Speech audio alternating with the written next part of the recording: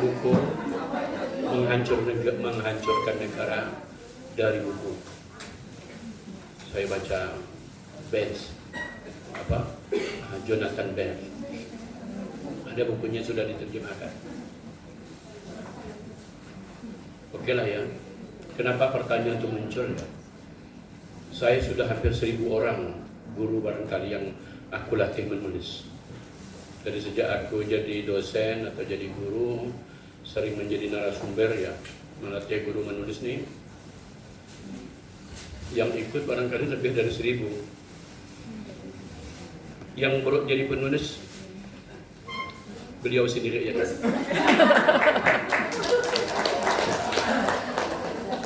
Itu pun karena waktu itu jadi mahasiswa.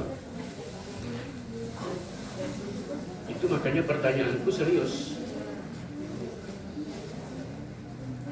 Tapi kau udah terlanjur jawab.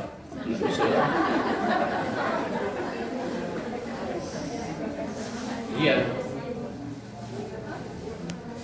Jadi ingin menulis kayak Pak Aswan. Jadi waktu itu satu hari di Hotel Aston, aku bilang, malulah aku nak ngajarin dosen profesor, doktor itu. Aku kan orang kampung, besar makan iri-iri ya. Ya kan, masa ngajar orang yang dari kecil dan makan Kentucky, makan keju dan sebagainya. Tidak usah aku tidak pantas. Jadi panitia yang menyelenggarakan pertamanya aku tolak. Tapi udah ada apa-apa Pak. Jadi dibilangnya begini, yang minta supaya Bapak menyampaikan ini, ya profesor, dokter di Unpad itu. Benarkah dia yang minta? Benar. Apa alasan dia minta aku jadi mengajari dia menulis? Ternyata menurut mereka, bukan menurut saya nih. Dosen Untan tuh yang banyak nulis buku ternyata saya.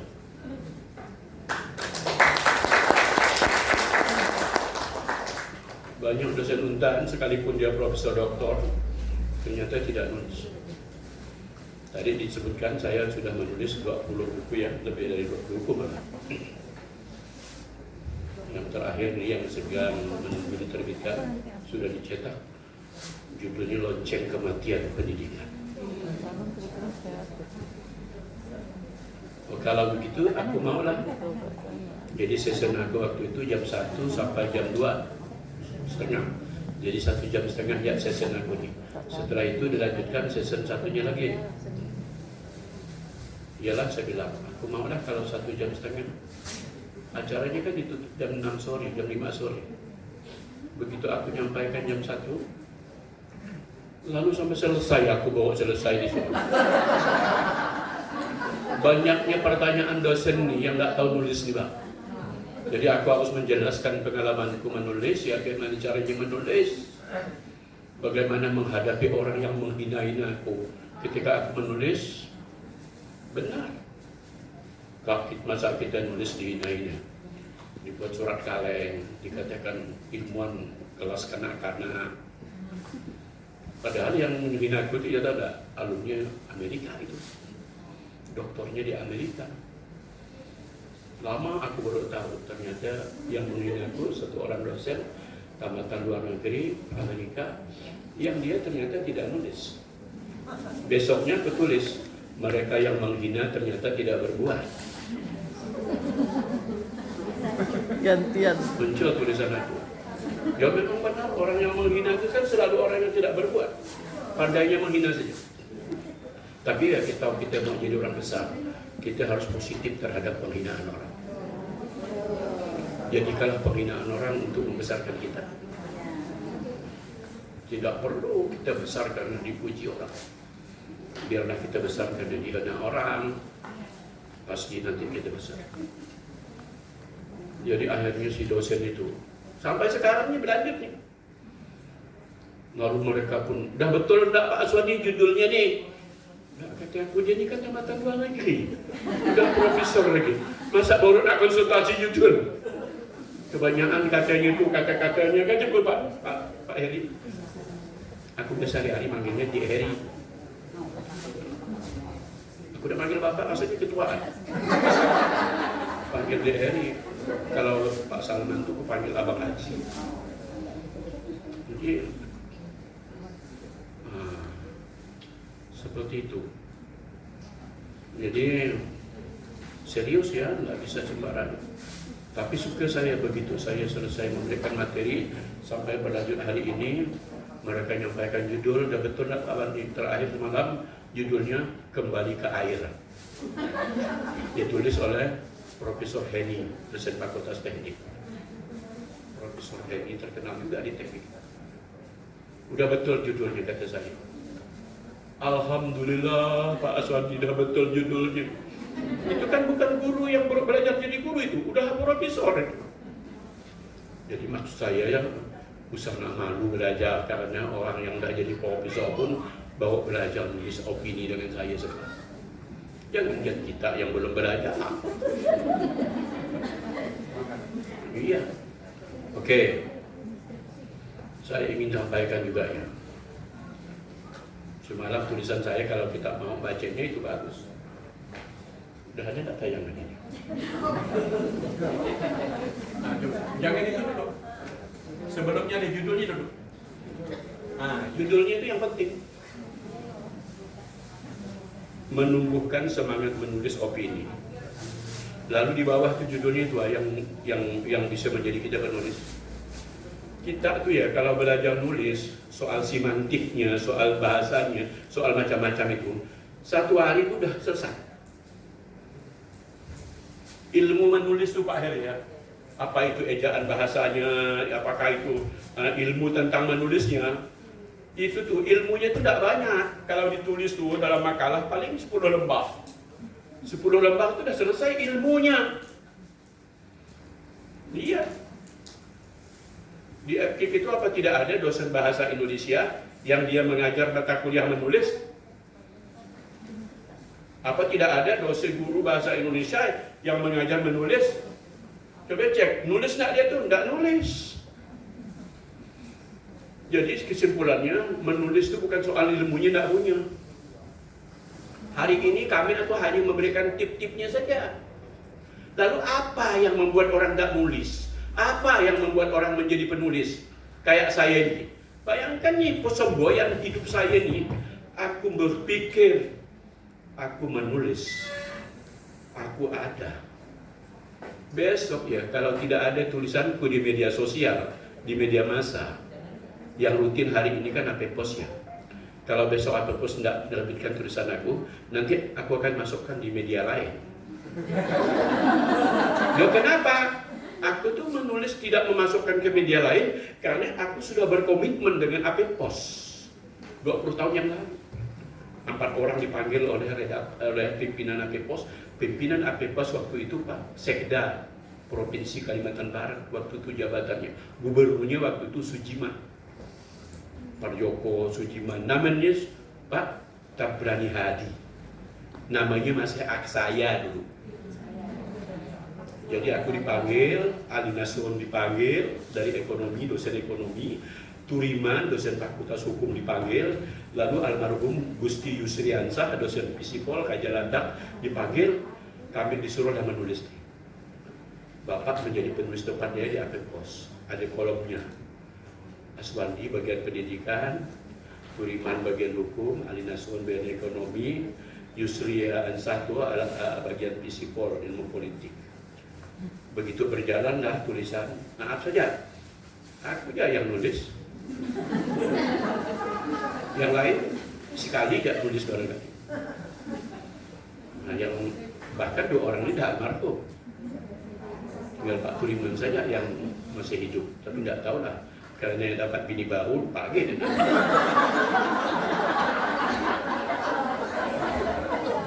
Dia nulis ada tulisannya. Kan dia dapat bini baru, tulislah seorang di situ.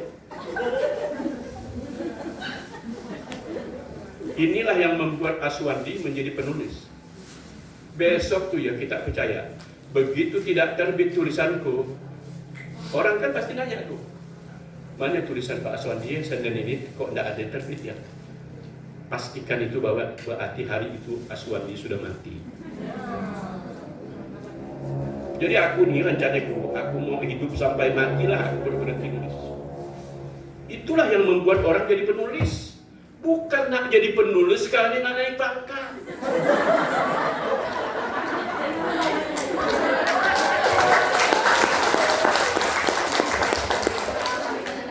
Sampai tulisan kemarin itu publikasikan ke dosen ke senat, yang aku tulis di AP Pos kemarin, itu dibahas mereka ini. Bahas kata Pak Rektor. Karena sudah kuamati dari sekian ribu murid yang kudidik menulis, guru yang menulis, kenapa dia tidak menulis akhirnya? Karena udah cukup untuk naik pangkat. Selama ini tak naik pangkat, karena tidak ada tulisan. Begitu ada tulisan, istirahat dulu karena naik pangkat. Pak, kenapa tulisanku Pak ini yang belum terbit? Aku tuh kan dah naik pangkat, selalu dikaitkan dengan naik pangkat. Tapi maaf ya, itu manusiawi, tidak apa-apa, itu boleh. Tapi bukan tujuan utama kita. Tujuan utama kita menjadi penulis pertama ya adalah kita ingin mengikat apa yang pernah kita pikirkan. Lalu kita tulis. Yang kedua, apalagi misalnya, setelah itu kita ingin nanti yang kita ikat, kita tuliskan itu dibaca orang menjadi sumber pengetahuan bagi masyarakat. Barangkali itu nanti ada manfaatnya. Motivasinya untuk itu. Bu Sukma ya, dosen di Pasca Sarjana di FKIP itu bilang, aku tuh asal nak nulis ngantuk. Asal nak nulis lapar. Itulah sebabnya ibu tak bisa jadi penulis. Karena itu berbeda dengan aku. Aku tuh ya, biniku udah hafal dah. Kalau dia nak belanja, nak masak belanja, dia kan tahu. Kali ini kau nak makan apa? Aku tuh kalau nak makan, kalau tidak kepingin nak makan tuh biasa aku dimasakkan apapun aku tak makan. Kadang-kadang yang aku makan tuh bukan gak kelas berat. Kemarin aku tak makan suruh keladi. Nah, sebelumnya aku nak makan apa? Daun simpor. Hari Kamis yang lalu aku kepingin nak makan daun simpor. Di mana aku nak cari ni kata bini? Kau cari jadi terahmat jadi dua sana. Bermotor ya kau sana, ada di tepi jalan daun simpornya. Tapi maaf ya, kalau pertanyaan pertama selalu mengatakan bini aku tuh, udah nulis belum? Kalau aku bilang udah nulis, baru dia nanya makanan apa kau hari ini? Karena masak apapun dia di rumah tuh, kalau belum tulisanku jadi, kau ikat aku lalu disuapkan, ada makan aku. Paksa aku ni suapkan sekalipun supaya makan. Bersumpah aku nak makan. Jadi aku ni sampai seperti itu ya. Tidak akan menulis, tidak akan makan kalau belum nulis. Jadi dengan aku ni jangan nak main-main soal menulis ni. Tidak ada aku nulis tu karena ya nak naik pangkat, anaknya. Tidak ada. Itu aku anggap sampingannya saja, dampak ikutannya saja itu. Tapi yang lebih penting adalah aku nak nulis karena aku ingin mengikat apa yang pernah aku rasakan. Sampai-sampai kenapa bukuku karena ya selalu covernya gambar aku. Coba ditampilkan yang operatornya paling halaman terakhir. Karya tulis Aswandi coba tampilkan paling terakhir. Macam dia ganteng ya. Buku-buku itu kan yang udah terbit ya. Semuanya kecuali biografi Pak Hadari Nawawi. Ulangi lagi. Nah itu. Besarkanlah budak di apa nama. Operator lah, masyarakatnya usah aku. Nah, tak tahu mana besarkan.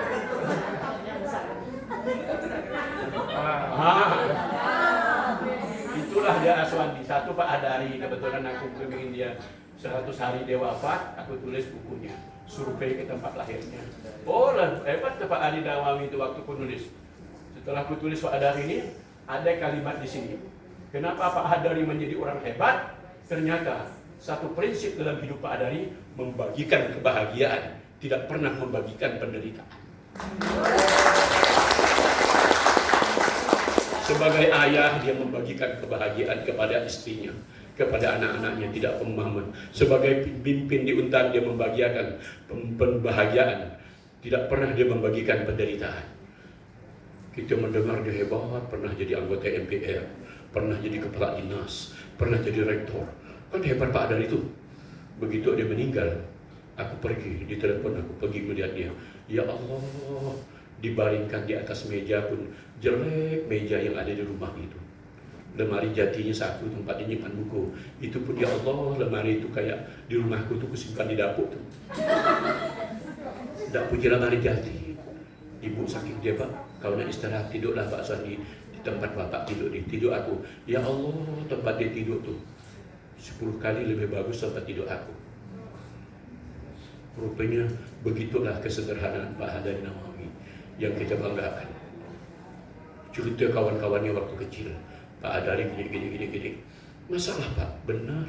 Ngapa ya Bapak tidak pernah cerita dengan kami kata itu bahwa dia pernah menderita. Tapi yang saya cerita pasti yang enak-enak saja, tidak pernah yang sedih-sedih. Jadi tidak membawa penderitaan ke dalam rumahnya untuk dibagikannya kepada anak istrinya. Itu yang membuat aku akhirnya udahlah 100 hari dia wafat, aku tulis kat buku biografi hidupnya. Itulah dia bukunya. Geser lagi halaman berikut. Ini aku pernah dekat dengan Pak Menteri Malik Fajar. Banyak ilmu Malik Fajar dibagikan dengan aku dalam hidup ini. 6 tahun aku satu meja ruangan di satu kamar. Dia jadi rektor, aku jadi mahasiswa di situ. Waktu menyelesaikan S3. Begitu dia meninggal, banyak orang menulis di koran. Yusuf Kala menulis, siapa macam-macam sekretaris kabinet nulis, tokoh-tokoh nasional menulis, muji-muji dia. Udah seminggu, aku tengok, kenapa tak banyak orang tak tahu ni. Nah apa-apa saya bilang Pak Rektor, 40 hari dia meninggal, kita baca surat Yasin dia. Aku nanti meluncurkan buku. Aku minta izin dulu dengan penerbitnya di Jakarta nanti sana. Bisa tak dia menerbitkan buku saya ini tentang Malik Fajar? Bolehlah kata Pak Rektor, nanti 40 hari dia meninggal kita selamatan ya, launching buku ini. Aku tidak salah maghrib aku ambil laptop aku yang tidak digigit. Laptop aku tuh payah nak hidup, suka nak mati.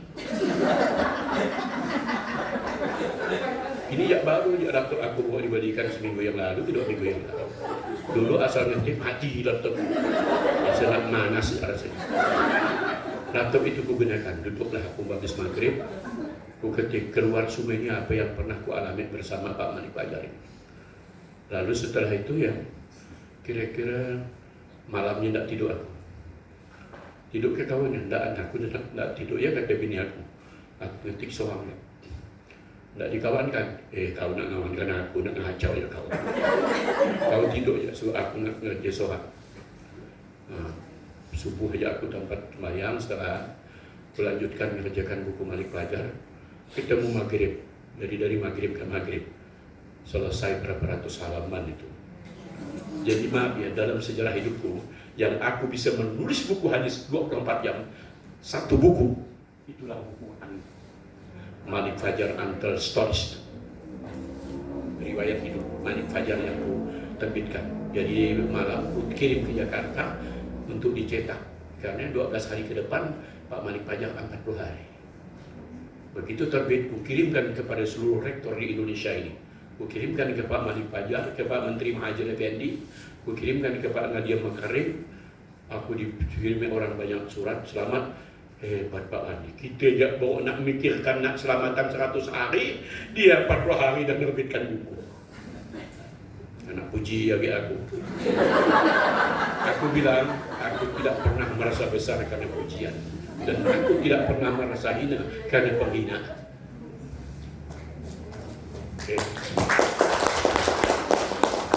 Tak jangan puji aku tawarkan itu. Karena tidak mau lagi aku dipuji untuk sekedar ingin berbangga-bangga. Hina saja lebih bagus daripada dipuji. Jadi ya maaf, kita itu serius. Aku ni nak ngompori kita ni. Karena panitia suruh aku ngompori kita. Jadi gini ya. Karena apa ya? Penting. Orang itu menulis ya, tanya Haryanto nih. Karena dia berpikir, kenapa Pak Suandita nulis terus ya? Ada aja tema yang nak ditulisnya tiap hari. Hari ini hari Senin, Selasa kan ini hari apa nih? Kamis, Rabu, Senin besok ada tulisan itu. Judulnya menutup aib murid. Ya karena ada seorang guru dari Singkawang tuh mengirimkan video cerita anak yang mencuri jam itu, yang disembunyikan oleh gurunya itu, dikiranya guru nak hukum dia. Akhirnya menjadi anak hebat kan karena guru tidak menyalahkan dia. Nah itu nak aku angkat jadi satu tulisan. Karena Ibnu Abbas, bukan Ibnu Abbas, Imam Ahmad ya di dalam Islam itu juga menjadi guru yang muridnya 5.000 orang jadi guru, pernah menegur tengah malam ya hanya karena takut aib muridnya terungkap. Jadi anak murid itu kita kalau kita sembunyikan, kita tutupi aibnya, disitulah nanti dia akan jadi orang hebat. Anak murid bukan dihina supaya dia orang hebat, tapi ditutup aibnya. Makanya ya di Makassar tuh ditanamkan tidak boleh menyuruh anak maju ke depan tuh ditunjuk. Tapi bagaimana nyuruh anak kalau nak nyuruh ke depan? Dijempol. Padahal anak tuh tidak pintar tapi dijempol. Dibesarkan anak itu dengan jempol. Masa kalau kita jempol kan pasti bilang anak bagus. Cantiknya kau jempol. Masa cantiknya kau kelingking? Tidak ada. Jempol. Udah anak merasa besar, dijempol, ayo kerjakan soal. Padahal nanti suka kerjakan soal. Tapi kalau ditunjuk, katanya filosofinya tuh, orang kalau ditunjuk, dia belum apa-apa tuh sudah diposisikan sebagai anak yang bersalah. Makanya jangan suka nunjuk murid. 2 perda di Makassar itu yang saya pernah melihat perdanya. Pertama tidak boleh nunjuk dengan telunjuk, tapi nunjuk harus dengan jempol, 1. Kedua, guru sebelum masuk kelas harus bermikap.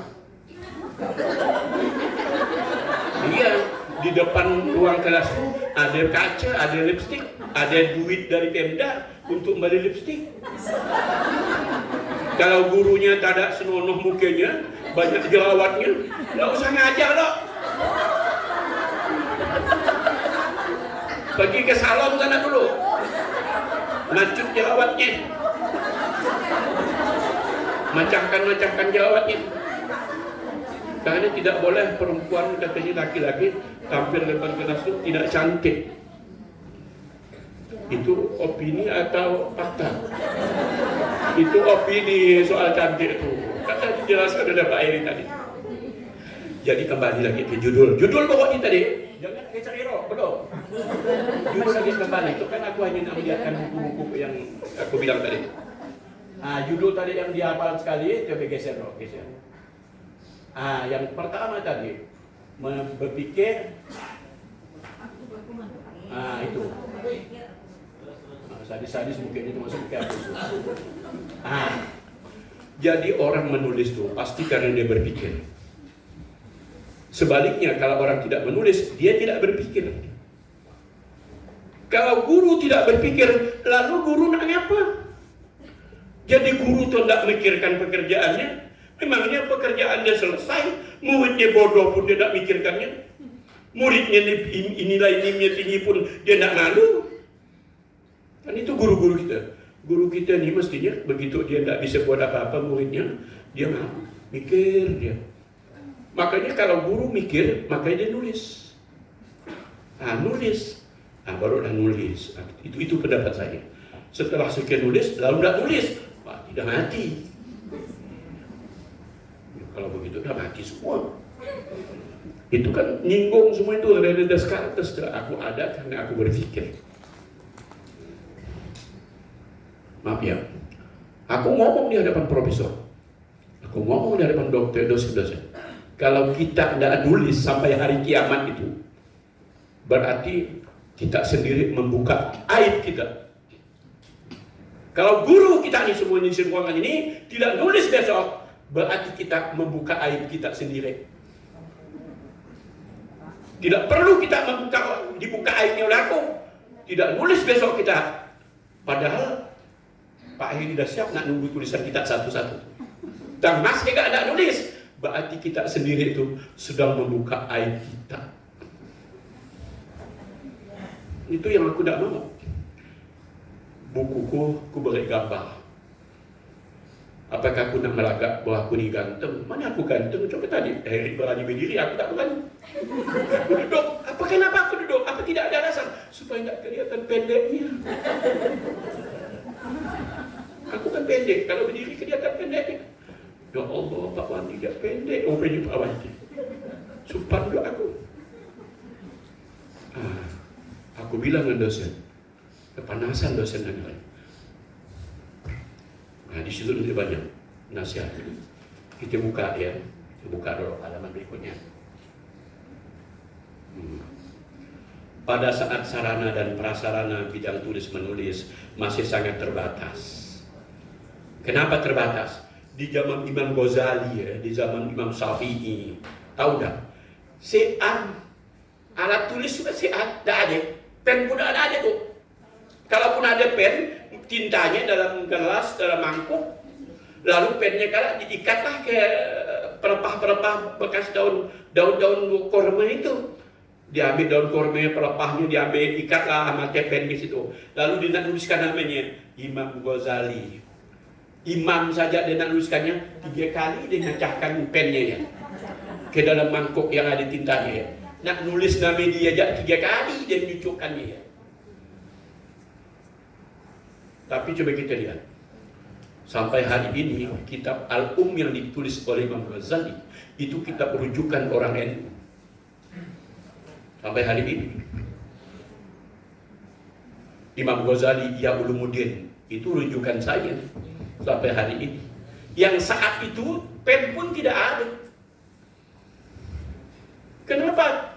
Mereka nulis. Jadi bukan soal tidak ada serangan. Sekarang tuh maaf saja lah, jangan karena pen, kau sentuh layar monitor kau, ada tulisan. Ketika kamu sentuh saja layarmu, layar komputermu, ada tulisan.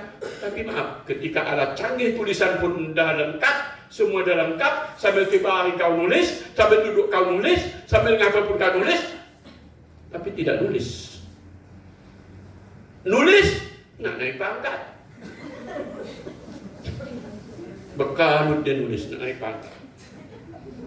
Jadi dulu tuh banyak ya, lahirlah buku-buku berkualitas ya sampai hari ini kita pakai, itu ditulis saat alat tulis tidak ada. Artinya apa? Ternyata umat Islam di zaman dulu lebih dulu hebatnya daripada kita-kita ini. Coba sekarang kalau zaman kita tidak ada komputer, jangan-jangan lebih tidak nulis lagi. Alasannya apa Pak? Tidak ada komputer. Komputernya suka mati. Macam komputer aku, suka mati. Tetap aku nulis tanya lah ini. Selama hampir 20 tahun saya tuh datang setelah S1, S2, S3, balik saya ke Pontianak, ingat, tidak payah. Tanggal 1, bulan 1, 2001, aku balik setelah doktor, balik ke Pontianak, ya kan? Aku nulis terus di HP Pos, sampai hari ini, kalau tidak salah saya, yang aku tidak nulis tuh hanya 1 kali Senin saja, ditambah beberapa hari yang lalu. Ada 1 Senin, kenapa waktu itu 1 Senin aku tidak nulis? Waktu itu aku sedang menjalankan ibadah umroh di Tanah Suci Makkah. Aku tinggal di Jepang pernah 4 bulan. Aku nulis dari Jepang sana. Di Jepang aku jadi polisi. Iya, dilatih jadi polisi Jepang. Karena dikirim oleh Mabes Polri. Eropa udah hampir semua lah rasanya kecuali Eropa Timur. Finlandia, Denmark, segala. Aku tidak pernah tuh ke Rusia. Eropa Barat udah habis. Apa sebut dia benua mana? Aku kunjungi semua. Puluhan negara sudah ku datangi. Tapi maaf, di negara orang aku masih nulis. Tidak ada. Hambatannya hanya karena alat tulis. Lebih mudah kirim saja sebelumnya nyampai pergi ke internet, tolong kirimkan tulisan saya ke HP Pos. Keluar di HP Pos. Bayangkan ya, tidak nulis itu hanya karena umroh. Nah, tidak ada urusan di pangkat. Jadi oleh karena itu ya, umat Islam dulu hebat itu, barangkali umat lain juga sama ya. Dia karena berpikir selalu mendahului zamannya. Belum zamannya itu dia dah maju. Pertanyaannya kenapa di era pemajuan teknologi yang sangat hebat ini ya, justru tidak ada kita temukan karya tulis yang berkualitas. Lalu apa ya? Karena mereka menulis bertujuan mentransfer pengetahuan, dilaksanakan secara teratur. Teruskan lagi di halaman berikutnya. Halaman berikutnya. Ini masih detik masih. Peradaban suatu bangsa dibangun dan diukur dari seberapa banyak masyarakat membaca dan menulis. Ini yang kupakai nasihat Ali bin Abi Thalib ini, geser lagi. Jadi kalau tadi aku ngomong, bukan aku ngada-ngada, itu nasihat Ali bin Abi Thalib. Saking bersemangatnya aku, kalau kita mau tahu, banyak bajuku tuh, ku sablon, ku bordir, yang tulisannya ini. Kadang ku simpan di saku, kadang ku simpan di belakang. Ikatlah pikiranmu dengan kamu menuliskannya. Nah itu, kata ilmu dengan kamu menuliskannya. Tapi oleh Ali bin Abi Thalib, ingatkanlah pikiranmu dengan kamu menuliskannya. Setiap mikir nulis, setiap mikir nulis, setiap mikir nulis. Maaf ya, barangkali sudah berulang-ulang saya menyampaikannya Pak Heri ya. Saya pernah mendapat penghargaan, sebuah tulisan saya dihargai oleh sebuah media. Lalu apa tulisannya mendapat penghargaan? Waktu itu judul tulisannya, Anak Bukan Sebuah Piala. Aku resah gitu melihat kenapa orang tua kalau memberikan penghargaan kepada anak habis naik kelas tuh kalau nilainya tinggi. Kalau nilainya rendah itu malah dipukulnya anak. Bahkan ada kawan saya itu nih lapor naik kelas digantungnya anak. Iya baru dipukulnya. Dipelasanya anaknya menjerit-jerit. Karena anak bukan sebuah piala. Kutulis anak bukan sebuah piala. Dapat penghargaan, banyak masyarakat telepon aku. Terima kasih Mas Pandi. Tulisan hari ini betul-betul menyentuh. Aku dapat penghargaan. Tahu enggak kita? Aku menulis itu aku berak. Ya kenapa? Karena waktu berak itu aku ingat. Makanya ya, ciri-ciri khas Aswardi itu, kalau dulu sebelum ada HP yang bisa untuk diketik-ketik, aku dulu selalu memakai baju yang ada koceknya. Biar baju mahal dibandingkan bini aku, kalau tidak ada koceknya, paling aku pakai tidur. Kau ini Sambayati katanya, baju kau tuh 400.000 kata bini aku belinya di Senen. Kenapa kau pakai tidur? Kalau ada koceknya. Kenapa kocek? Karena aku selalu ngantongnya kertas. Lalu pen yang melekat di betul. Begitu pagi aku sakit perut, aku berak. Ya ada di dalam saku celana ada bajuku ada kertas. Bukan berak malah nulis. Nulis aku ini kan, yang judulnya Anak Bukan Piala. Udah lama aku nulis itu hampir selesai, udah kayak jadi kesimpulan dan saran gitu. Biniku namanya dia anak berak kok. Aku tuh anak berak juga gitu. Sekali aku bilang, tunggu dulu, udah kesimpulan dan saran. Jadi biniku kan heran, ngapain kau tengah ada kesimpulan saran tuh? Maksud kau apa? Aku nak bilang cepat sikit lalu kesimpulan saran. Kau ngapa? Sekali aku buka, aku membuat kesimpulan saran, biniku udah tahan pantat. Kepayahan dia nak tahan, kulitnya dia nak berak. Lalu akhirnya, yo kataku, dah jadi tulisanku. Oh, kau nulis? Iyalah aku nulis kataku. Beraklah kau. Bawalah aku nulis, kau apikan di komputer aku, baru aku kirim. Ternyata ya Allah, tulisan terbaik Aswardi dikirimnya waktu dia sedang kedadalan. Dia berak kebanyakan makan rambutan mantap. Sehingga dia nak berak kepayahan nak ngerosainya. Kalau yang makannya langsat mantap. Kalau kita makan rambutan mantap kan sangkut tai kita. Oh. Oke, ikatlah ilmu dengan kamu menuliskannya. Ternyata yang sampai itu dilakukan oleh J.K. Rowling. J.K. Rowling itu penulis Harry Potter yang kalau karya tulisnya selalu menjadi judul film Hollywood. Dia adalah orang keempat di dunia yang terkaya karena nulis. Paling sering dipajak perusahaan. Karena dia kalau di perusahaan itu sebagai sekretaris. Sewaktu dia jadi sekretaris, suruhlah dia catat kan, biasa sekretaris. Jadi notulen silakan. Nah, direkturnya berceramah lah, mimpin rapat. Udah selesai mimpin rapat, tolong J.K. Rowling dibacakan kesimpulan rapat. Dia ambil, baca. Saya tidak mencatat Pak. Yo dari tadi kamu saya lihat mencatat sibuk. Saya nulis novel Pak.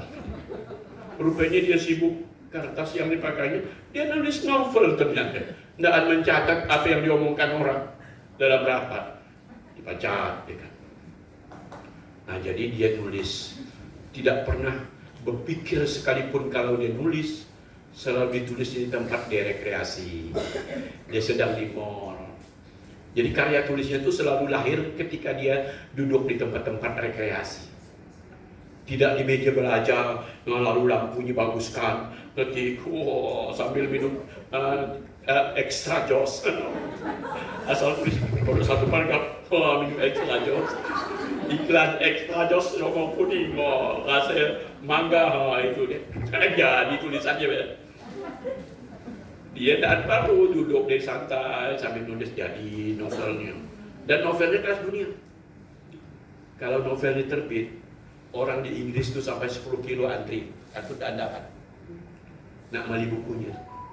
Sampai pingsan di jalan, kepanasan. Nak bukukan novel dia, saking hebatnya dia nulis. Yang si penulisnya tidak pernah berpikir bahwa tulisannya nanti dibaca orang.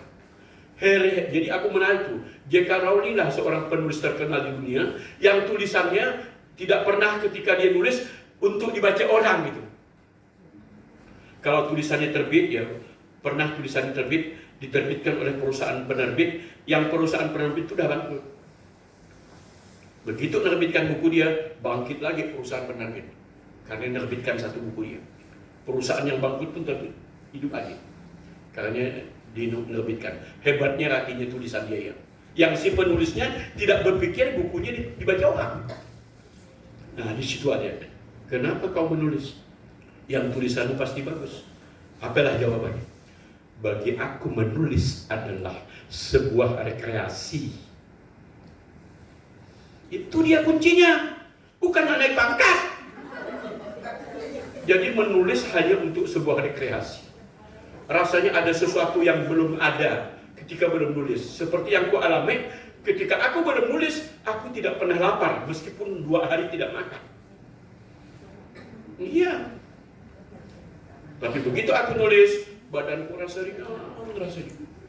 Aku disuruh makan, jangankan nggak nyaman, kalau padahal aku kenyamanan.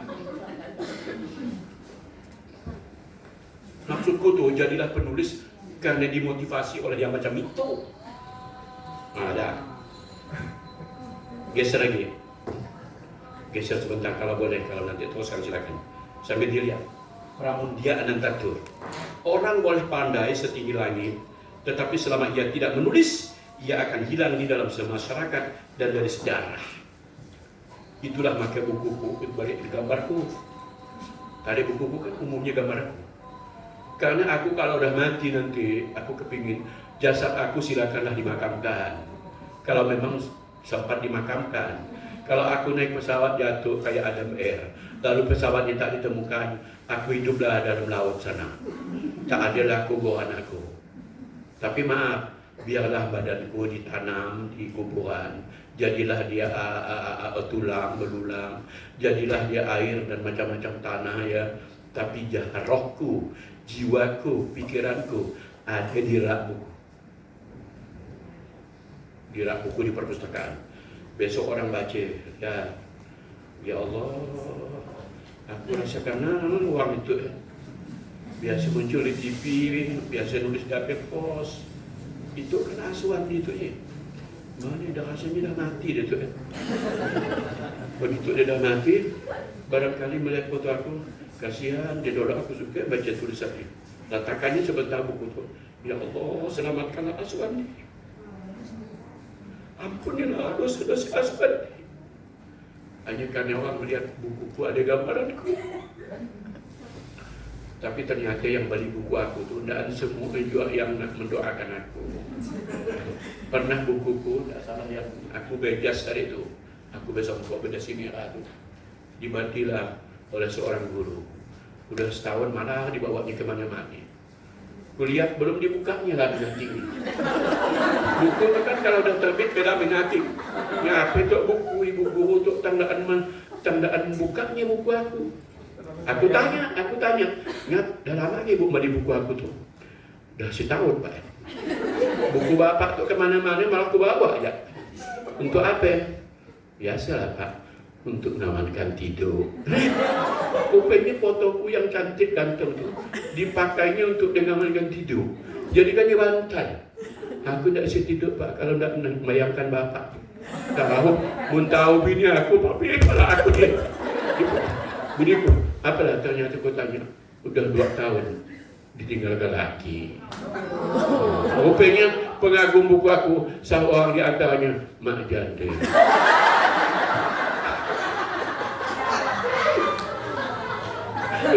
Nggak apa-apa lah ya, nggak apa-apa. Ada gak manfaatnya? Asuhan ini bestseller, tapi mak janda.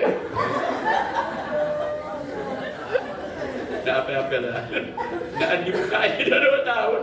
Mau pergi, dia tak ngawankan aku tidur. Oke, buka lagi, tangan sepahan lagi. Apa-apa lah, mak janda, apa-apa lah. Nah, itu geser lagi. Next. Kita usahakan catat transparan ini dah ada dengan panitia. Nah, aku kira tadi tu banyak perempuan. Rupanya ilmuwan besar nih. Waktu aku belum dapat gambarannya nih.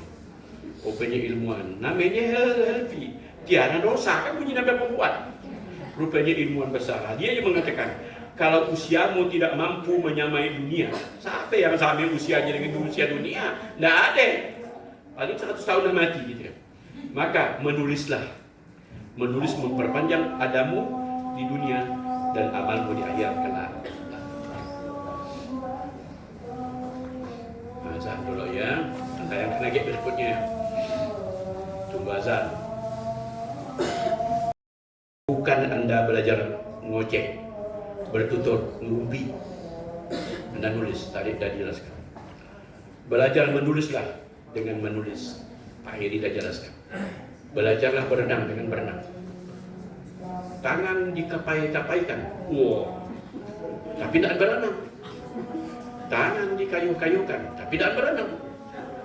Begitu nak cobanya di kolam renang, tenggelam. Dia pakai teori dia. Nulis gitu. Tidak nulis tapi belajar nulis. Yang lebih seru lagi, belajarlah menulis dengan penulis. Nah, kita mengundang kami itu tidak salah. Karena kami penulis. Undang penulis paling di teori ya. Terakhir, nah ini yang penting. Kalau kita nak jadi penulis, karena ada peserta bilang takut Pak, takut disinggung. Memang benar. Dia itu kan takut biasa diancam orang lewat tulisan itu. Tapi kalau kita ikuti nasihat Ali bin Aristoteles, tidak bakal kita diancam. Ada ya, biar di pengadilan. Apa nasihatnya? Ada 4 nih. Sampaikan kebenaran. Jadi yang kita tulis itu kebenaran, bukan nak menyakiti hati orang. Sebuah pesan yang dianggap tidak benar. Sumbernya apa benar? Aku sumber itu, betul aku orang Islam. Quran sumberku. Makanya ya tafsir Quran, hadis Nabi, kitab ulama itu rata-rata udah aku baca itu. Saking aku menjaga jangan sampai yang kau omongkan tuh sesuatu yang tidak benar. Lalu hasil riset, bukan aku nak ngerambut-rambut. Oh, udah yakin aku tuh benar. Masuk aku pintu kedua. Apa itu diperlukan? Langsung jangan ditulis, dicek dong. Oh, diperlukan Pak Sony. Sangat diperlukan, sangat diperlukan. Apa langsung aku tulis? Belum. Masuk lagi pintu ketiga. Apakah ini nanti dalam ditulis menjadi kebaikan? Udah semuanya yang kulewatkan. Sesuatu kebenaran. Yang kedua adalah diperlukan. Yang ketiga menjadi kebaikan. Nah, baru aku tulis. Kutulis, kupublikasikan di koran. Kalau udah dibaca di koran, dibaca orang tulisan kita, orang dah memiliki dan memberi tulisan. Bukan milik kita aja, milik dia juga. Ilmunya dah milik dia juga. Disinggung dia dengan tulisan kita. Sakit hati aku dengan tulisan ini. Kita nyebutkan nama dia. Oh, gampang. Kita sebagai penulis harus mau bertanggung jawab. Sampaikanlah sebuah kebenaran yang diperlukan untuk kebaikan dengan penuh rasa tanggung jawab. Kalau itu yang kita pegang, tidak ada masalah. Oke lah, saya kira kita mau sholat dulu. Sementara yang lainnya kita lanjutkan setelah kita isoman. Bila taufiq wal hidayah. Assalamualaikum warahmatullahi wabarakatuh. Waalaikumsalam. Semangat. Tidak semangat, tidak jadi tulisan. Kami ini semangat nih. Jadi gini ya. Coba kita berjanji dengan diri sendiri bahwa paling tidak itu menulis autobiografi. Jadi santai-santai nulis autobiografi. Mulai dari buat kurikulum vitae kita kan ada. Lahir tanggal nama kita siapa, lahir di mana, tanggal berapa. Terus gitu kan ya. Udah sampai di apa yang kita ingat kalau kita ketik. Itu tapi ya, coba nanti kalian baca ya. Jadi buku nanti itu. Lalu melansingnya usahakan pas hari ulang tahun. Buku saya yang terbit nih, yang sekian banyak bukunya, selalu saya launching bersamaan dengan hari ulang tahun saya. Jadi saya ulang tahun adalah Happy birthday to you, gitu kan. Tak perlu aku nak pakai lagu itu. Launching ya buku. Tahun 2020 ya 2021 kayak yang puncak sangat banyak saya dalam satu tahun tuh melaunching 6 buku. Jadi saya 2 bulan satu buku, 2 bulan satu buku.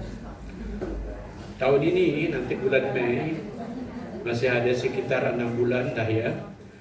Saya berarti ulang tahun lagi bulan Mei, tanggal 13 Mei itu. Nah, yang udah siap baru 2 buku. Bunga Rampai Kepemimpinan, satunya Lenceng Kematian Pendidikan. Mudah-mudahan bisa 5 buku lah paling dah. Jadi saya dalam 6 bulan ini mengusahakan paling tidak ada tambahan 3 buku lagi. Sehingga nanti launching itu saya launching jadi paling tidak 5 buku lah tahun ini. Memang ditarget-target begitu.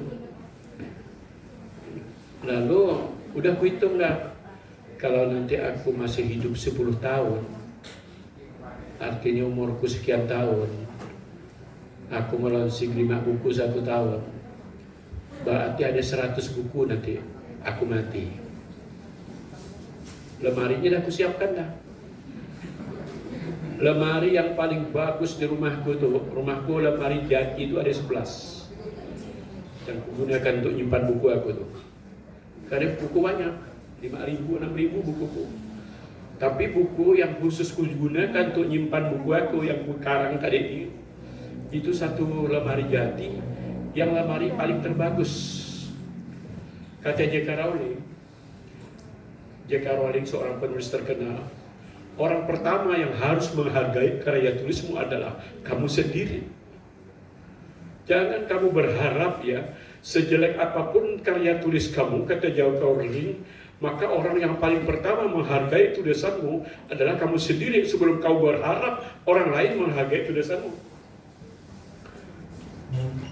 Gelas kristal itu yang paling sayang bini aku, oh lemari biasa ya. Benar, tulisanku pertama sebelum kuterbitkan, kugunting di koran HP Pos ya, kulaminating, udah 100 lembar, hardcover, kutulis, kucetak, opini Aswandi dari tanggal sekian ke tanggal sekian, yang ku copy itu. Nah udah belakangan baru kuterbitkan lewat HP Pos, lewat Raja Wali Fresh, Jakarta. Tapi yang dalam clipping teruskan tuh, makanya di rumah aku tuh, tulisanku selama 20 tahun tuh ada clippingnya. Jadi Allah kataku itulah nanti ayah anakku melihat bahwa di lemari itulah anakku akan menyaksikan bahwa aku ini pernah hidup di dunia. Itu. Nah, lalu pada suatu hari ya, Ngantuk sikit ya. Ini kan memberi semangat. Materi aku ni. Jadi aku ni kan dulu miskin. Hidup aku ni. Aku ngomong dengan mahasiswa. Kita ni pasti lebih kaya dari aku. Apalah buktinya? Kita pernah nak daan makan dalam hidup kita waktu kecil. Dan suara ya. Wah iya. Aku dulu waktu kecil dalam seminggu biasa 3 hari daan makan. Si anak yang mau dibalas. Zaman komunis waktu itu tahun 65. Aku nak makan tu paling ya. Biasanya aku disuruh nyancang keladi. Ambil beliau pitala subi kayu. Dicancang-cancang loh kata mak. Cancang ya. Baru dimasak lah. Jadi lempeng. Paling-paling yang bisa jadi baras sedikit jagung. Menjagung dimasak masih ada lah dia butir-butir jagung tu kan. Tapi jarang. Yang paling sering tu nyancang ubi dengan nyancang keladi kalau udah makan. Apa lauk ni mak? Cuba kau ke belakang, kau cari daun simpoh. Kau kan suka makan daun simpoh. Apalagi rias batang pisang yang macam kacik-kacik aku cabut. Aku cancang, beri garam.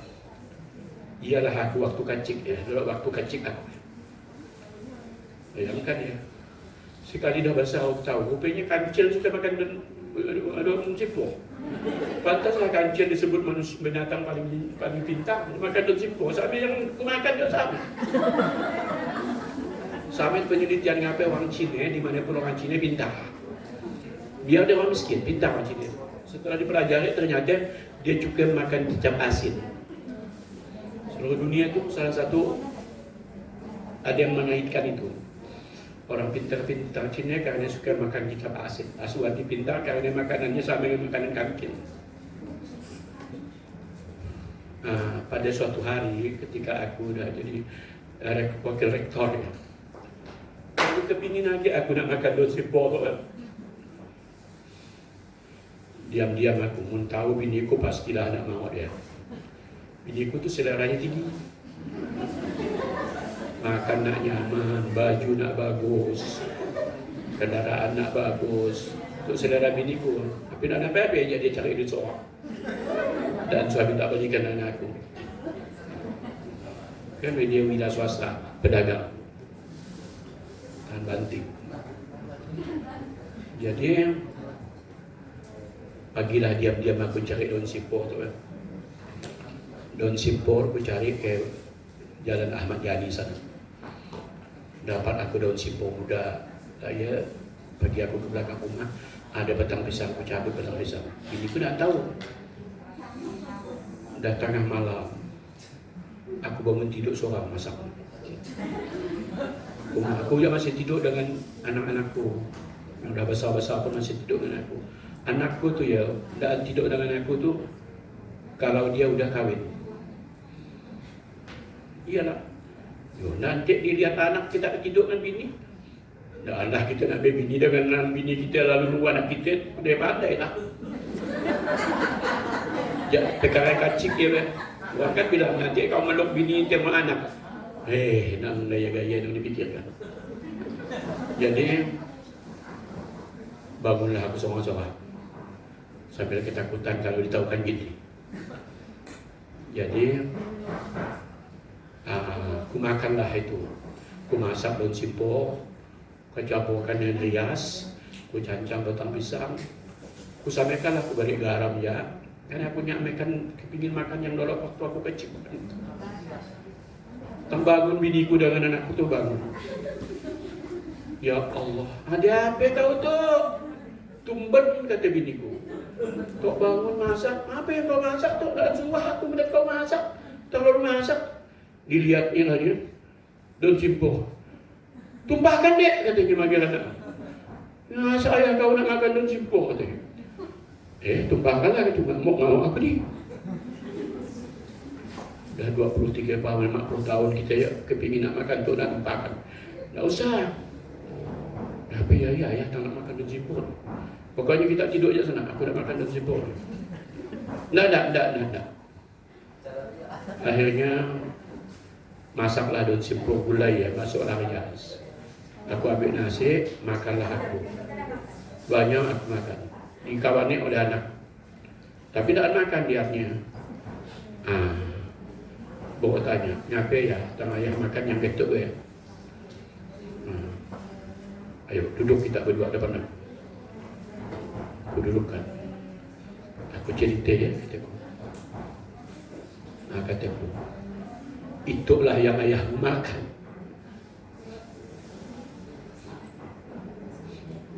Waktu ayahmu kecil, itu yang ayahmu makan. Dia tak pernah bayangkan ayah makan itu. Itu ayah makan ya. Iya. Anakku. Jadi orang pintar ayah makan itu ya. Iya anaknya. Biasa ayah tak makan anaknya. Udah ya. Mulai malam itu ayah tulis. Ayah ceritakan semua bagaimana ceritanya sampai ayah nak masak makanan itu dari yang kecil. Ceritakan ya. Buatlah autobiografi ayah. Itu. Aku susun dia lah. Kalau ayah tulis yang lain-lain, dah banyak buku tulis. Ya, tidak penting ya, kata anakku. Tapi yang lebih penting bagi aku, kata anakku, cerita tadi itu yang ayah ceritakan tidak makan dan sebagainya sampai ayah makan bercimpung, itulah yang ayah makan. Ayah ceritakan dalam buku. Insya Allah aku tulis. Akhirnya berutang aku dengan anakku, aku harus tulis itu. Yang lain nanti ya. Aku tulislah sebuah buku yang berjudul Autobiografi Aswandi. Judulnya Hidup Mekar di Jalan yang Sukar. Tadi ada bukunya warna ungu itu. Itulah bukunya, Hidup Mekar di Jalan yang Sukar. Kenapa aku tulis buku itu? Aku nak menghadiahkan buat anakku tadi yang minta ditulis. Nah itu. Jadi nak kataku, kau harus membanggakan ayah. Karena ayah juga selalu ingin membanggakan mama kau. Ayah selalu ingin membanggakan anak-anak ayah. Dengan ayah menulis tuh. Besok orang menyebut nama ayahmu, ayah puji-puji ayahmu. Itu sebenarnya ayah hanya karena ingin membahagiakan mak kau dan membahagiakan kau. Maka kau harus membanggakan ayah, membahagiakan ayah. Alhamdulillah. Saya tidak nyombong. Anak saya yang perempuan itu sekarang ada di Osaka University, Tokyo, Jepang. Jadi anakku seorang dokter spesialis diterima di Osaka, Jepang. Menuntut ilmu, dapat beasiswa dari pengusaha Jepang, kuliah S3 di Osaka sekarang. Udah jalan 2 tahun anak kuliah di sana. Anak yang tadi itu, yang kagum dengan ayahnya karena kemiskinan ayahnya tadi. Itu sebuah autobiografi. Coba kita tulis juga autobiografi. Jak mudah nulisnya. Lahir anak siapa? Banyak anak kita tidak tahu siapa paman kita.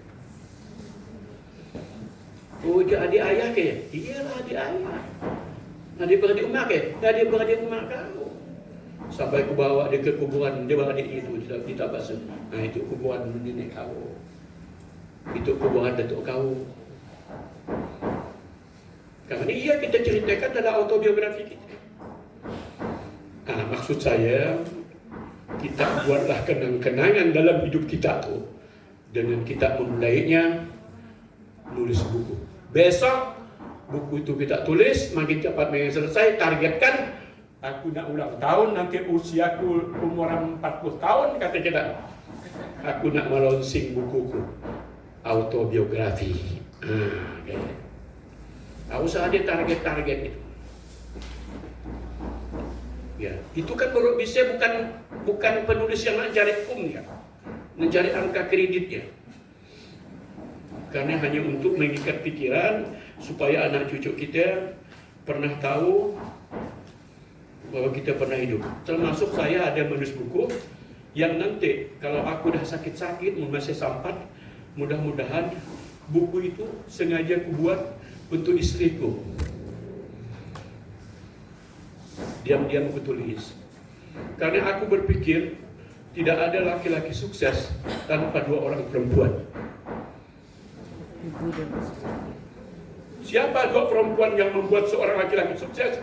Dia adalah ibunya dan dia adalah istrinya. Diam-diam aku tulis itu. Tapi biniku tidak boleh tahu. Sakit hatiku dengan biniku, aku tulis. Aku tukang cari duit. Duit aku berikan ke dia. Aku nak minta ada ahli baliknya.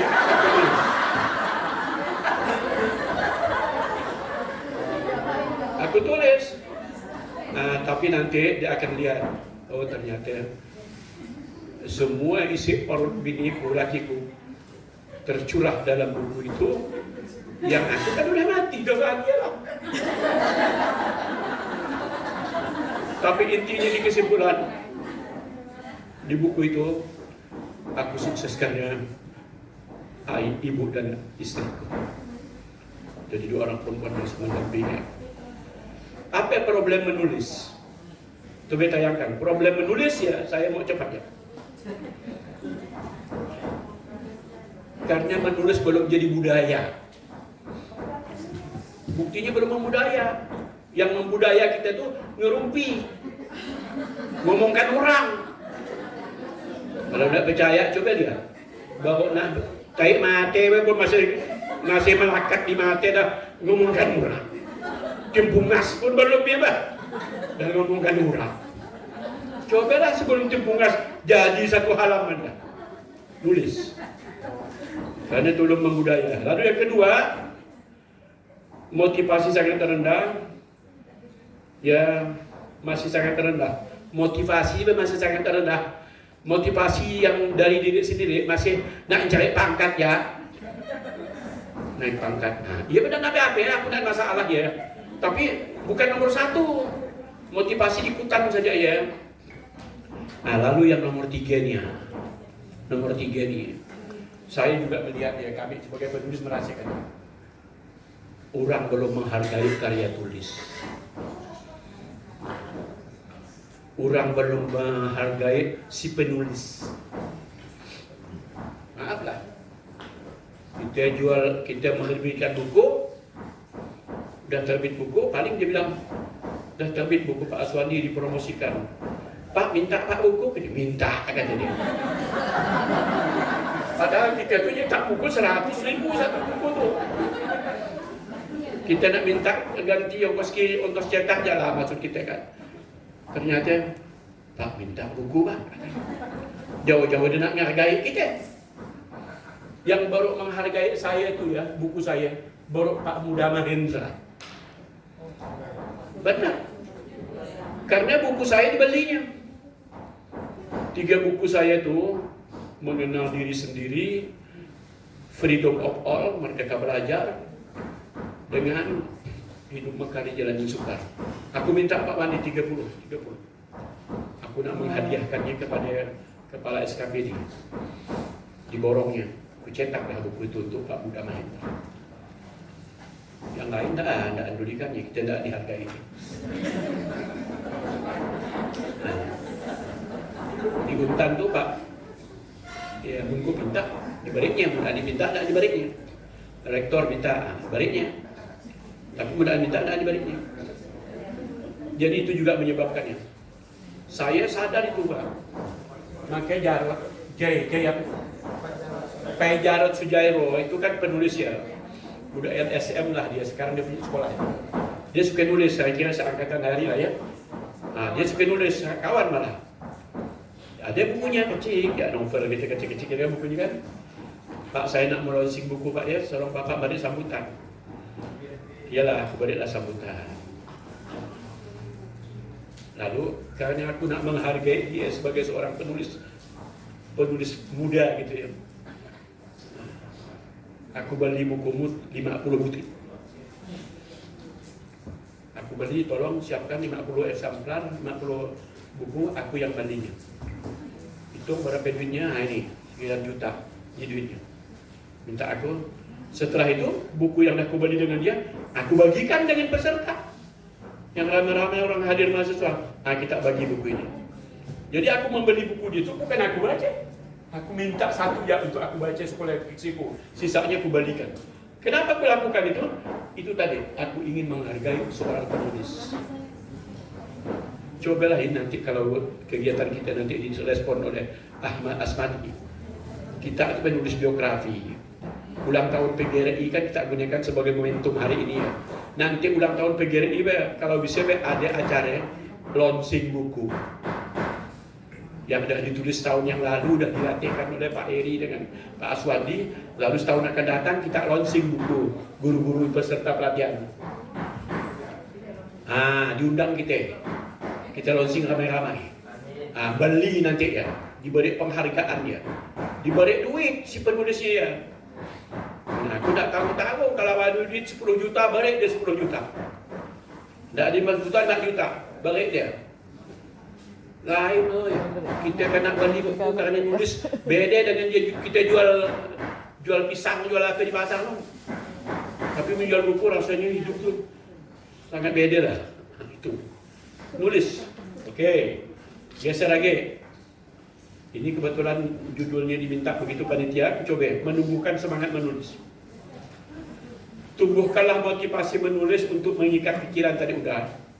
Atau bahkan kalau perlu untuk rekreasi. Jadi motivasinya seperti itu. Yang kedua, menulis itu keterampilan. Dan perlu pintar-pintar lah nulis kan. Karena yang dipentingkan keterampilan. Oleh karena itu, tumbuhkan semangat menulis dari sejak dini. Dilakukan secara terus-menerus, dimulai dari menulis peristiwa penting kita, kemudian tulislah autobiografi. Yang kedua, yang ketiga, menulis berteman akrab dengan membaca. Maka kegiatan membaca dan menulis sebaiknya berjalan seimbang. Yang keempat, memberi penghargaan kepada penulis dan karya tulisnya. Oke, lalu sedikit aku tambahkan kiat-kiat nulis. Nulis itu judulnya tidak usah panjang-panjang. Pertama judul tulisan itu pertama singkat. Lalu berapa Pak singkat? Singkat itu tidak ada kepastiannya, yang penting singkat. Tapi Andreas Havera mengatakan, penulis terkenal juga di Indonesia, kalau bisa 3 kata ya. Kalau udah sangat susah nak mendekatnya, 4 kata ya. Jangan nak panjang-panjang, nulis opini ini cukup 3 kata. Mun bisa 1 kata ya. Jadi waktu ada seorang wali kota di Singkawang ini berselingkuh dengan Amoy, aku melihat videonya, ya Allah, pakai baju koko kok berselingkuh dengan Amoy, sambil menyanyi, ling ling ling ling oh kekasihku. Aku ingat lagunya di Hotel Mercury Jakarta sana, kami putar di rumah di rumahnya Gusti yang ini, tokoh nasional kita itu, Gusti Samsumin. Jadi tokoh-tokoh masyarakat diundang nonton lagu. Gagap aku melihatnya, aku tulis besok di koran. Apa judul tidak selingkuh? Pemimpin berselingkuh. 2 judulnya. Pemimpin berselingkuh. Isinya ya seorang pemimpin berselingkuh. Esoknya aku tulis lagi 1 judulnya, 1 kata. Apa ya lanjutannya? Waspadalah. Aku ingatkan perempuan, waspadalah. 1 kata. Nah, jadi nulis tuh tidak usah panjang-panjang judulnya. Karena begitu orang nak nulis opini kita, nak baca kita, yang pertama orang baca judul. Paling tugas Pak hari ini paling sulit. Dia tiap malam betulkan judul wartawan yang ngirim berita ya. Sikit coba kita buktikan berapa butir judulnya. Di halaman pertama pun banyak ya judulnya. Beliau inilah yang tukang buat judulnya. Bagaimana supaya judul itu singkat dari yang dibuat wartawan ini, dan mudah itu 1 singkat. Yang kedua padat. Padat itu orang tuh membaca judulnya tidak padat. Saking padat, oh maksudnya gini. Nah, yang susah menurut saya syarat yang ketiga, provokatif. Bagaimana supaya judul itu provokatif, mendorong orang untuk membacanya. Nah, biasanya kalimat-kalimat yang tidak biasa biasanya kalau saya. Contoh, pembodohan di sekolah. Kata orang, apa pula ada pembodohan di sekolah? Selama itu kan sekolah mintarkan orang. lalu bodohkan orang. Oh, bacalah. Karena judulnya lah, maka orang baca. Lalu menulis adalah sebuah karya yang sistematik. Artinya apa? Sebenarnya tuh kalau seorang penulis, yang nak ditulisnya itu udah ada semua di kepalanya. Jadi dia dah tahu dah secara keseluruhannya. Tinggal ngaturnya mana yang pertama ditulis, yang kedua itu apa yang ditulis, yang ketiga itu apa yang ditulis. Karena semuanya sebenarnya bahan pokoknya udah ada di kepalanya. Jadi sesuatu yang secara keseluruhan yang terdiri dari subbagian-subbagian. Itulah namanya nulis. Lalu ini gaya selingkuh, bukan gaya selingkuh ya. Gaya selingkuh artinya gaya yang biasa saya gunakan kalau saya nulis. Tadi Pak Ari bilang, barangkali penulis lain lagi. Kalau Quraisy Shihab, kalau MH nulis itu ya, selalu diawalinya dengan cerita wayang. Pasti mau baca tulisan MH Ainun Najib itu wayang, Petruk begini, ya kan begitu-gitu. Kalau kita tidak ngerti wayangnya, lalu Winanus apa tuh, Zalaludin Rahmat, kalau nulis itu selalu diceritakan dengan cerita orang sufi. Cerita yang diambilkan dari Jalaluddin Ar-Rumi, cerita sufi-sufi dalam Islam itu. Nanti kalau Buya Hamka, kalau dinulis selalu dimulai dengan cerita kebudayaan Padang, termasuk tenggelamnya kapal Pandrawich misalnya. Itu cerita itu kan orang di Padang semua itu, sesuai dengan kebudayaan dia. Kalau saya rangkum semuanya, apa yang saya lakukan, ini unsur suatu tulisan itulah kalau gaya selingkuh saya, macam-macam. Pertama harus saya mulai dengan word, yang kedua saya teruskan dengan why, setelah itu baru saya teruskan lagi dengan how, setelah itu baru saya teruskan dengan conclusion, kesimpulan, setelah itu baru saya sebutkan saran, recommendation. Itulah yang saya lakukan kalau saya nulis. Jadi tidak masalah, tinggal mulai dong. Aku tuh judulnya itu. Pertama mesti pengertian yang ditulis. Pengertian itu. Barulah aspek-aspeknya, barulah pentingnya, barulah apa datanya, faktanya. Baru kalau begitu ada masalah apa? Begitu aja ada ini. Terus ya ini yang terakhir nih. Beberapa kesalahan atau kayak apa saja lah yang menyebabkan tulisan kita tidak bagus. Pertama, topik atau judul tulisan terlalu panjang sehingga sulit memahami konsep utama dari tulisan. Yang kedua, tidak berangkat dari permasalahan atau keunikan yang khas, yang jelas. Menggunakan kaidah bahasa tutur, bukan bahasa tulisan. Tidak koheren atau runut, melainkan sering terjadi tumpang tindih ide atau antar alinea, sering tumpang tindih. Yang kelima, dampak dari ketidakjelasan ide pokok pikiran tersebut berlanjut. Selain memutar-mutar alinea, seringkali ditulis terlalu panjang sehingga pembaca merasa kesulitan memahami tulisannya. Biasa tuh panjang paragrafnya, padahal tulisan yang bagus tuh paragrafnya pendek. Yang kedua, di setiap paragraf atau alinea kita pasti ada yang jadi pokok kata kuncinya di situ. Kadang-kadang setelah kita periksa, antara kata kunci itu meloncat ide kita. Jadi tidak runut namanya, tidak koheren. Makanya saya itu biasanya kalau nulis buku bahasa Inggris misalnya ya, kalau saya baca buku bahasa Inggris, setiap saya habis satu paragraf itu, saya pasti paham tuh apa maksudnya di paragrafnya. Maksudnya ternyata hanya ini ya. Kutulis biasanya dengan penku, maksudnya ini. Baca lagi paragraf kedua, apa maksudnya? Maksudnya ini. Kutulis di sampingnya kan ada bagian kosongnya. Baru kuhubungkan. Begitu nanti aku mengutip buku itu yang ku jadikan referensi, aku tidak perlu membaca buku itu lagi. Tinggal yang ku catat-catat itu yang ku ambil. Aku nak nulis pengertian motivasi. Di sini aku dapat ini dari catatan-catatan. Makanya usah nak pinjamkan buku dengan aku. Ya pasti ku coret. Makanya kalau kita tidak percaya, pergi pinjam buku aku, tidak ada buku aku yang tidak ada coret-coret. Karena katanya orang yang bagus membaca itu dia bertengkar dengan pengarangnya. Bung Karno tuh kalau baca buku seorang, dia kayak orang berkelahi di ruang bacanya. Ternyata dia bertengkar dengan isi bukunya. Tidak betul kau ini salah. Yang mestinya kau begini. Tulis. Padahal dia baca buku ya. Semacam ada orang bertengkar dengan dia pada buku ya. Itu yang disebut membaca yang bagus. Saya lakukan juga itu seperti itu.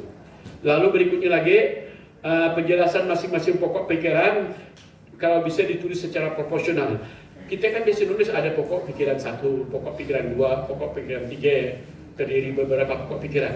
Kadang-kadang tuh antara satu pokok pikiran tuh yang satu kebetulan kita sangat paham, banyak uraiannya sampai nak satu halaman.